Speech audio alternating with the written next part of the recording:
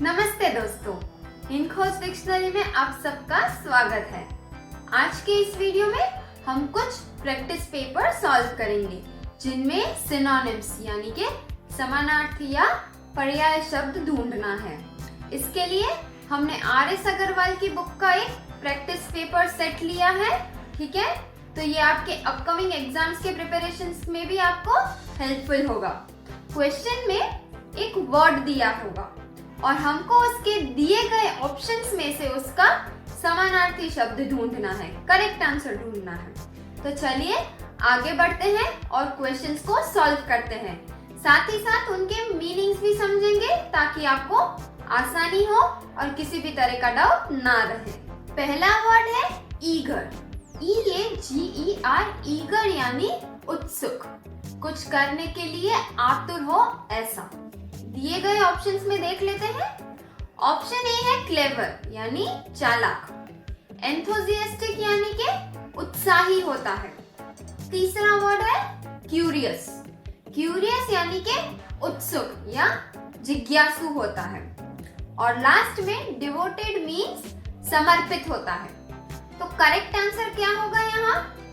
चालाक नहीं, ईगर यानी चालाक तो नहीं होता ना, ईगर यानी उत्साही भी नहीं होता है। ओके, फिर थर्ड ऑप्शन है क्यूरियस, उत्सुक।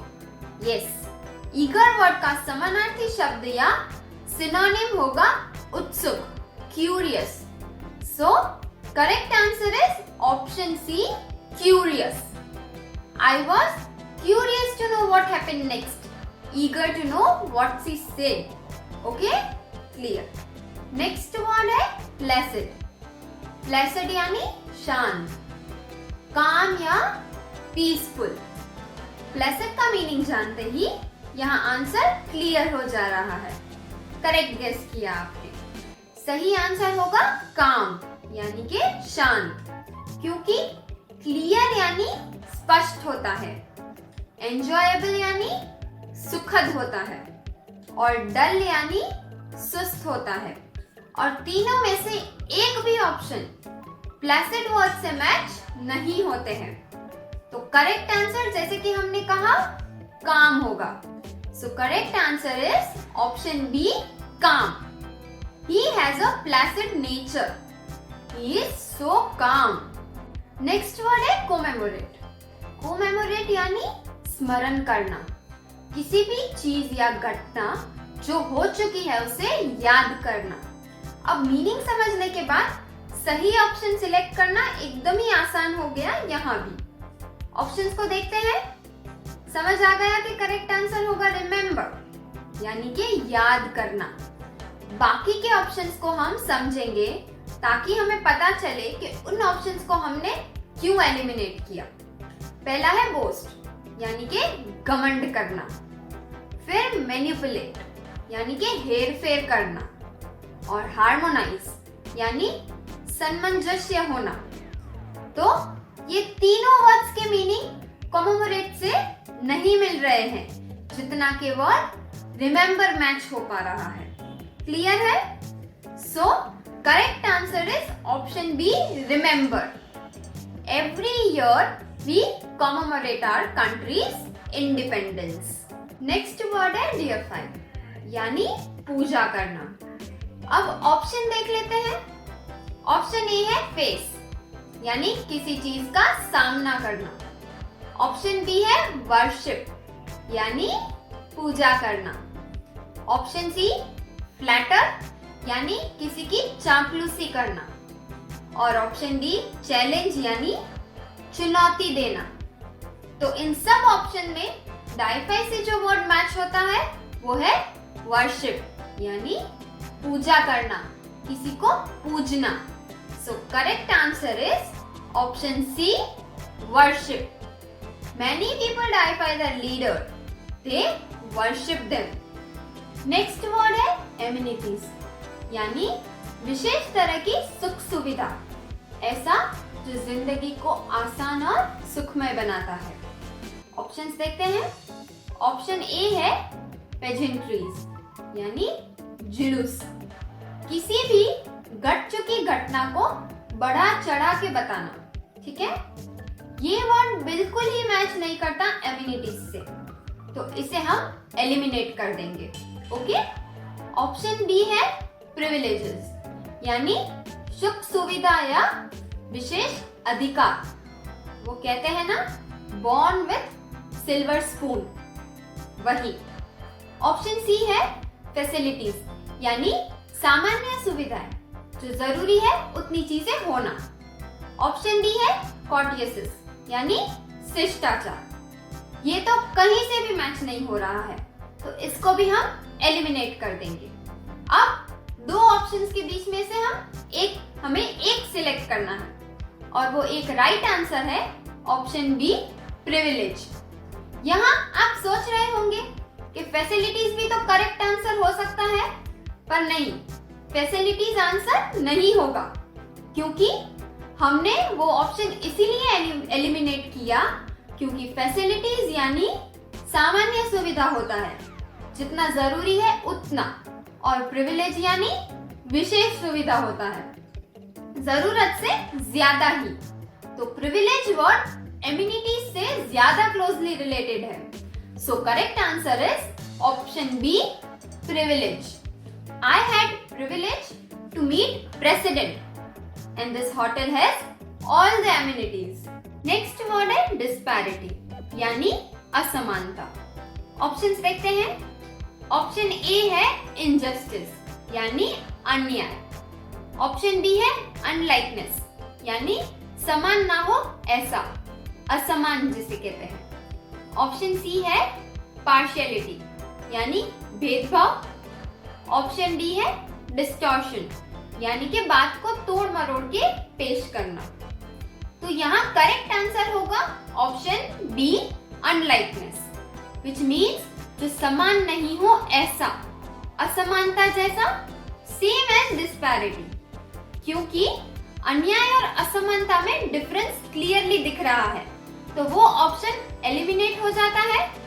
वैसे ही पार्शियलिटी यानी भेदभाव या डिस्टॉर्शन यानी तोड़ मरोड़ के बोलना भी डिस्पैरिटी वर्ड्स के मीनिंग से मैच नहीं होता है।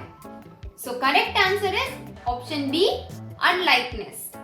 जैसे कहते हैं ना, लार्ज डिस्पैरिटी या unlikeness in income. Okay, next word है बारबेरियन, यानी कि जंगली, ऐसा जो बिल्कुल ही असभ्य होता है। चलिए ऑप्शंस देखते हैं। ऑप्शन ए है एरोगेंट, यानी अभिमानी। ऑप्शन बी है इम्पोलाइट, यानी जो अशिष्ट, रूड होता है। ऑप्शन सी है अनसिविलाइज्ड, यानी कि असभ्य, गवार, एकदम ही जंगली हो वैसा। ऑप्शन डी है अनकाइंड, यानी कि जिसमें दया भावना नहीं होती, जो निर्दयी होता है। तो यहाँ हमारा करेक्ट आंसर क्या होगा? चलिए ऑप्शंस एलिमिनेट करते हैं। ऑप्शन ए एरोगेंट यानी अभिमानी हुआ, जो कि बारबेरियन से मैच नहीं होता, तो ये एलिमिनेट हो गया।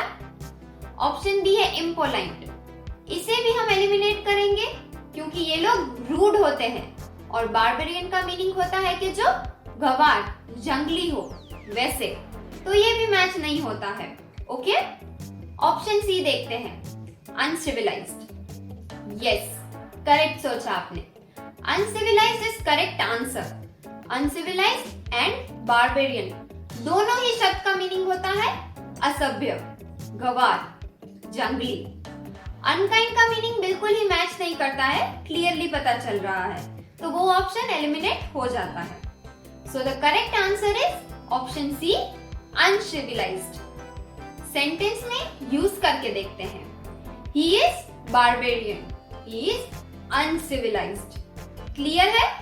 ओके। नेक्स्ट वर्ड है लीथल, यानी घातक, कुछ ऐसा जिससे किसी की जान भी जा सकती है, तबाही हो सकती है। इसका सिनोनिम जानने के लिए ऑप्शंस देखते हैं। ऑप्शन ए है अनलॉफुल, यानी कि गैर कानूनी, जो कि कानून के अनुसार नहीं हो वैसा। ऑप्शन बी है डेडली, यानी जानलेवा, जिससे किसी की जान जा सकती है, जो घातक हो। लीथल के मीनिंग से ऑप्शन बी डेडली बिल्कुल ही मैच हो रहा है। फिर भी हम बाकी के मीनिंग्स और ऑप्शंस को पहले समझेंगे, फिर राइट आंसर को फाइनल करेंगे। हमेशा ही पहले सारे ऑप्शंस के मीनिंग समझ के इररिलेवेंट ऑप्शंस को एलिमिनेट करके ही आखिर में करेक्ट आंसर सिलेक्ट करना है हमें। ओके, तो ऑप्शन सी है स्लगिश यानी कि सुस्त, आलसी, और ऑप्शन डी है स्मूथ यानी कि जो आसानी से हो वैसा। तो सारे ऑप्शंस जानने के बाद क्लियरली पता चल गया कि राइट आंसर डेडली है। So correct answer is option B, deadly. कहते हैं ना, drinking and driving is lethal combination, a deadly combination. Okay, clear है आप सबको? अगला वर्ड है सेरीन, यानी बिल्कुल शांत, निर्मल, एकदम ही काम और पीसफुल एनवायरनमेंट। ऑप्शंस देखते हैं। ऑप्शन ए है सोलिम, यानी कि गंभीर, सीरियस। ऑप्शन बी है मीक, यानी डब्बू। ऑप्शन सी है डेलिकेट, यानी कि नाजुक। एंड ऑप्शन डी है काम, यानी कि शांत, पीसफुल। यहाँ क्लियरली करेक्ट आंसर पता चल रहा है। Solemn, meek and delicate words serene word का मीनिंग से मैच नहीं हो रहे हैं, इसीलिए ये तीनों ऑप्शंस एलिमिनेट हो गए।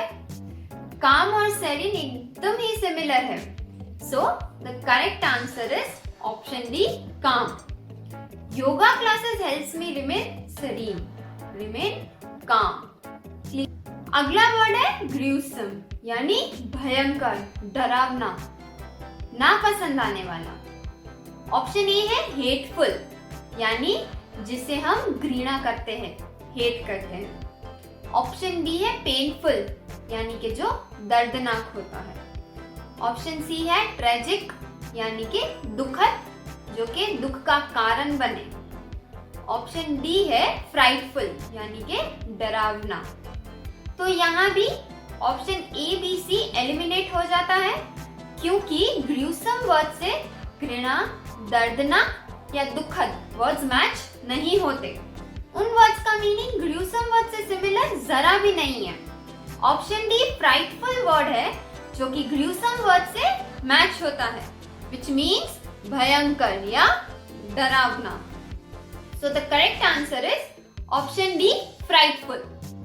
एक सेंटेंस में वर्ड को पुट करके देखते हैं। Scary movies were filled with lots of gruesome scenes, lots of frightful scenes।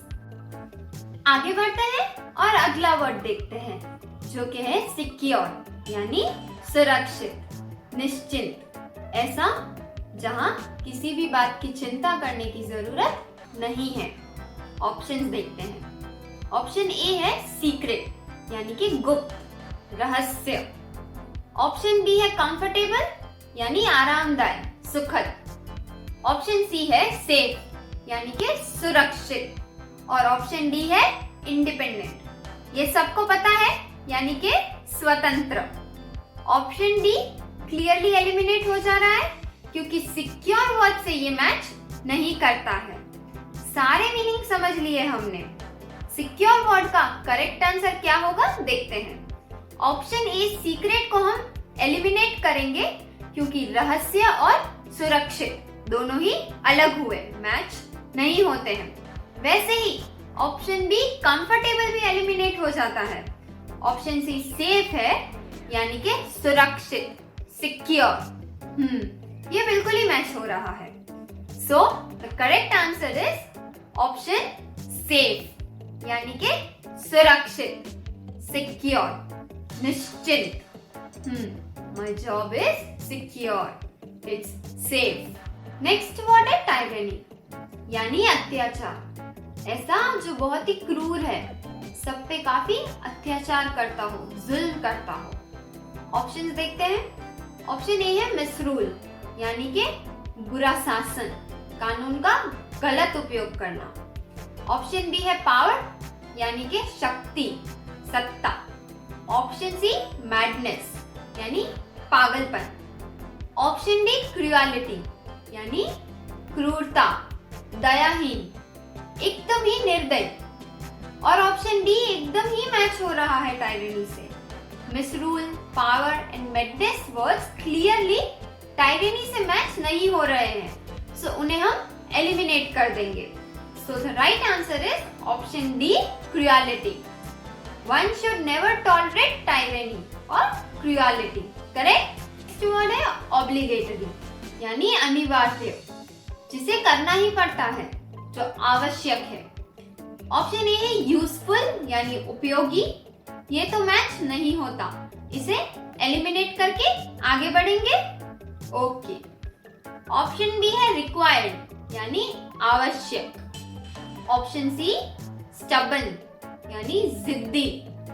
ये भी ऑप्शन बिल्कुल मैच नहीं करता, इसे भी एलिमिनेट करेंगे। ऑप्शन डी देखेंगे, जो कि है अग्रीएबल, यानी सहमत होना, स्वीकार करना। ये भी मैच नहीं करता, क्योंकि यहाँ विलिंगनेस होती है और ऑब्लिगेटरी में हमें वो कार्य करना ही है, मस्ट। तो रिक्वायर्ड इज द वर्ड जो ऑब्लिगेटरी से मैच होता है। So the correct answer is option B, required. Attendance at school is obligatory, is required. Next word है कॉनिसर, यानी माहिर। ऐसा व्यक्ति जिसे कला बहुत पसंद हो। फाइन आर्ट्स, जिसे परखने में वो माहिर होता है, an expert. Option A ignorant, यानी अज्ञानी, जिसे जानकारी नहीं होती है वो। ये ऑप्शन एलिमिनेट करेंगे, क्योंकि यहाँ तो ये अपोजिट हो गया है ना। ऑप्शन ए तो सही आंसर नहीं है। ऑप्शन बी इंटरप्रेटर, यानी कमेंटेटर, ऐसा जो किसी भी चीज की व्याख्या करता है, बताता है। ये भी मैच नहीं करता, इसे भी एलिमिनेट करेंगे। ऑप्शन सी है डेलिंक्वेंट, यानी अपराधी, जिसकी उम्र 16 से 18 साल तक की हो, उसे डेलिंक्वेंट कहा जाता है। तो ये ऑप्शन भी क्लियरली एलिमिनेट हो जाता है, क्योंकि मीनिंग कहीं से भी मैच नहीं होता है। ऑप्शन डी है लवर ऑफ आर्ट, यानी कला का प्रेमी, ऐसा जिसे कला बेहद पसंद हो। ठीक है। So the correct answer is yes, option D.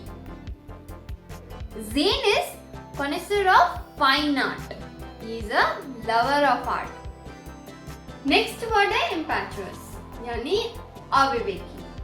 ऐसा जो किसी भी काम को बिना सोचे समझे बहुत ही जल्दबाजी में करता हो। ऑप्शंस देखते हैं। ऑप्शन ए है वायलेंट, यानी हिंसा करने वाला, हिंसक। ऑप्शन बी है रिसोर्सफुल, यानी संसाधनों से प्रॉब्लम्स को सॉल्व कर लेना, रिसोर्सफुल।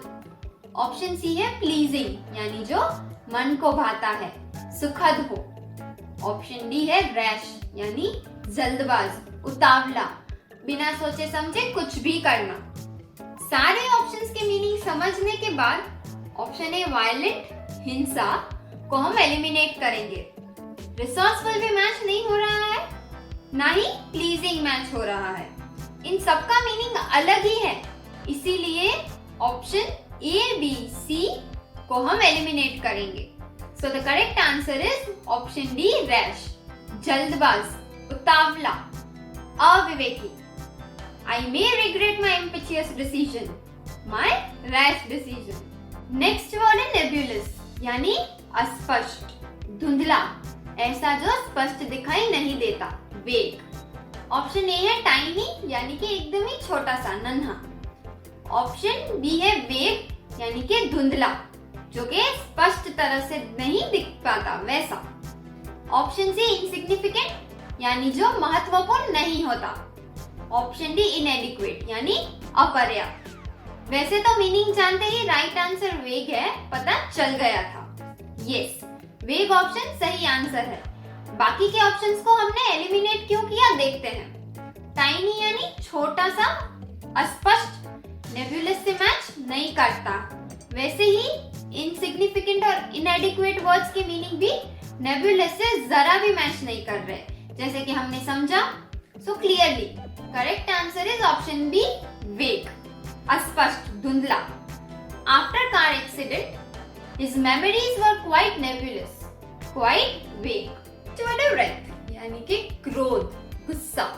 बहुत ही ज्यादा गुस्सा, एक्सट्रीम लेवल पे। ऑप्शन ए है जेलसी यानी कि ईर्ष्या। तो हम इस ऑप्शन को एलिमिनेट करते हैं क्योंकि क्रोध और ईर्ष्या में बहुत अंतर होता है। ऑप्शन बी है हेट्रेड यानी कि नफरत या द्वेष। नफरत और क्रोध भी दो अलग वर्ड्स हुए, इसीलिए ये ऑप्शन भी एलिमिनेट हो जाता है। ऑप्शन सी है एंगर यानी कि गुस्सा, क्रोध। एंगर का मीनिंग और रेड का मीनिंग मैच हो रहा है, पर एक ऑप्शन और बाकी है, उसे समझ के ही हम फाइनल आंसर डिसाइड करेंगे। ओके, ऑप्शन डी है वायलेंस यानी कि हिंसा। हिंसा वर्ड भी मैच नहीं हो रहा है, इसीलिए इस ऑप्शन को भी हम एलिमिनेट करेंगे। तो रेड का करेक्ट सिनोनिम होगा एंगर, जो कि हमने समझा। So the correct answer is option C, anger. I am afraid of his red is anger. Next word है अबेंडन यानी कि छोड़ देना, किसी भी चीज का त्याग करना। ऑप्शंस देखते हैं। ऑप्शन ए है एब्सकॉन यानी फरार होना, ऐसा जो भाग गया हो, डिसअपियर हो गया है। ऑप्शन डी है डिसकंटिन्यू यानी बंद करना, किसी भी चल रहे कार्य का रुकना, जैसे I discontinued working. Okay. Option C है नेग्लेक्ट यानी कि ध्यान ना देना, डिसरिस्पेक्ट दिखाना, ध्यान ना देके। ऑप्शन डी है कंडेंस यानी गाढ़ा करना। तो यहाँ हमारा करेक्ट आंसर होगा डिसकंटिन्यू, क्योंकि डिसकंटिन्यू और एबेंडन का मीनिंग सेम होता है, छोड़ देना, त्याग करना। यहाँ ऑप्शन ए, सी, डी के मीनिंग बिल्कुल ही मैच नहीं हो रहे एबेंडन से, जैसे कि आप देख पा रहे हैं, फरार होना या ध्यान ना देना या गाढ़ा करना, ये तीनों ही मीनिंग एबेंडन से अलग ही है, इसीलिए उन ऑप्शंस को हम एलिमिनेट करेंगे। So the correct answer is option B, discontinue, छोड़ देना, त्याग करना। Okay, because plane is not feasible we need to abandon it. Next word है बेसफुल यानी शाय, जिसका स्वभाव शर्मीला होता है और बोलने में भी हिचकिचाते हैं। ऑप्शंस देखते हैं। ऑप्शन ए है विजिलेंट यानी सावधान, सतर्क। बेसफुल वर्ड से तो ये मीनिंग क्लियरली मैच नहीं हो रहा, तो इसे हम एलिमिनेट करते हैं और ऑप्शन बी देखते हैं। ऑप्शन बी है कॉन्फिडेंट यानी आत्मविश्वास से भरा। अब ये ऑप्शन तो बेसफुल के मीनिंग से पूरा उल्टा ही है, इसीलिए हम इस ऑप्शन को भी एलिमिनेट करेंगे। ओके। ऑप्शन सी है शाय यानी शर्मिला, ये वर्ड तो मैच हो रहा है। एक बार ऑप्शन डी चेक करेंगे। ऑप्शन डी है होपफुल यानी कि उम्मीद होना, आशावादी। ये मीनिंग भी बेसफुल, शाय से मैच नहीं हो रहा। So correct answer is option C, shy, शर्मिला। Is too bashful to ask her out on date, too shy to ask her out. Okay, clear है? गुड। नेक्स्ट आता है गार्नर यानी इकट्ठा करना, विशेष रूप से जानकारी इकट्ठा करना। ऑप्शन ए डिस्ट्रीब्यूट यानी बांटना, distributing food to needy. Option B है डेकोरेट यानी सजावट, कुछ सजाना। ऑप्शन सी प्रिजर्व यानी प्रोटेक्ट करना, रक्षा करना, खराब होने से बचाना। ऑप्शन डी कलेक्ट यानी इकट्ठा करना। यस, सही सिलेक्ट किया। ऑप्शन ए, बी, सी को हम एलिमिनेट करेंगे क्योंकि गार्नर वर्ड का मीनिंग इनमें से किसी भी वर्ड से मैच बिल्कुल ही नहीं हो रहा है। So the correct answer is option D, collect, इकट्ठा करना। I am trying to garner old coins, trying to collect them. अब आता है वर्ड लेथार्जी यानी सुस्ती, आलस, बहुत ही थकान महसूस होना। ऑप्शन ए है लेक्सिटी यानी कोई ढीलापन या सुस्त, बॉडी पार्ट से रिलेटेड है। ऑप्शन बी है इम्पैसिविटी यानी बेसब्री। ऑप्शन सी है सेरेनिटी यानी शांति, और ऑप्शन डी है लिस्टलेसनेस यानी कि असावधानता या केयरलेसनेस। ठीक है, so the correct synonym for lethargy is option A, laxity. I am feeling lethargic. Clear है आप सबको? क्योंकि लेथर्जी और लेक्सिटी दोनों का ही मतलब होता है सुस्ती, आलस। ओके, आता है वर्ड विरिट यानी पुष्टि करना। ऑप्शन ए स्कोल्ड यानी डांटना होता है। ऑप्शन बी जज यानी तय करना या किसी के प्रति राय बनाना होता है। ऑप्शन सी डाउनग्रेड यानी अधोगति। ऑप्शन डी डिनाय यानी नकारना, मना करना होता है।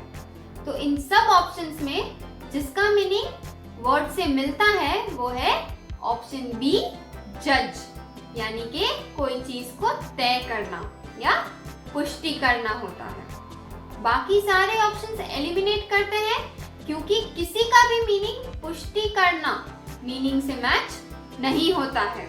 So the correct synonym is option B जज। नेक्स्ट आता है वर्ड मॉर्बिड यानी मरता हुआ या मौत के करीब। ऑप्शन ए है स्टेगनेंट यानी ठहरा हुआ या स्थिर। ऑप्शन बी है ग्लूमी यानी उदास या मनहूस। ऑप्शन सी है डाइंग यानी मरता हुआ। होल्ड पे रखेंगे इस ऑप्शन को। ऑप्शन डी है सुपरफ्लुअस यानी अतिरिक्त या जरूरत से ज्यादा। तो इन ऑप्शंस में मॉर्बिड का मीनिंग किस वर्ड से मैच हो रहा है? यस, ऑफ कोर्स डाइंग से। So the correct synonym is option C dying. She और he is dying of a severe disease. Next word है रिबेट जिसका मतलब होता है छूट या डिस्काउंट। टैक्स में अक्सर कहते हैं ना टैक्स रिबेट मिला है, मतलब टैक्स में छूट मिली है, डिस्काउंट मिला है। अब ऑप्शंस देख लेते हैं। देखते ही जवाब भी तुरंत पता चल रहा है, ऑप्शन डी है करके। फिर भी एक बार सारे ऑप्शंस जान लेते हैं। ऑप्शन ए है लॉस यानी कि नुकसान होना, तो ये एलिमिनेट हो जाता है क्योंकि लॉस मतलब छूट नहीं, नुकसान होता है। ऑप्शन बी है रीफंड यानी धन की वापसी। जैसे कुछ बाय करके रिटर्न करते हैं तो पैसे वापस मिलते हैं ना, रिफंड होता है। तो यहाँ ये क्लियर है, धन वापस मिलना डिस्काउंट नहीं होता है। जब ज्यादा कीमत दे देते हैं या रिटर्न करते हैं तो उसका रिफंड मिलता है, तो वो डिस्काउंट नहीं होता है, इसमें कोई लाभ नहीं मिला। तो ये ऑप्शन भी हम एलिमिनेट करेंगे। ओके, ऑप्शन सी है कंपेंसेशन यानी कि मुआवजा या नुकसान की भरपाई। तो ये भी ऑप्शन सही नहीं है, इसको भी हम एलिमिनेट करते हैं। आखिरी ऑप्शन, ऑप्शन डी है डिस्काउंट यानी कि छूट। So yes, the correct synonym for rebate is option D discount, छूट। 10% रिबेट या फिर 10% डिस्काउंट ऑन परचेस ऑफ से मोबाइल फोन्स।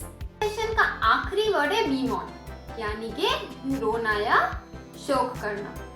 ऑप्शन ए है लेमेंट यानी कि रोना या शोक करना होता है। बीमॉन का और लेमेंट का मीनिंग सेम है।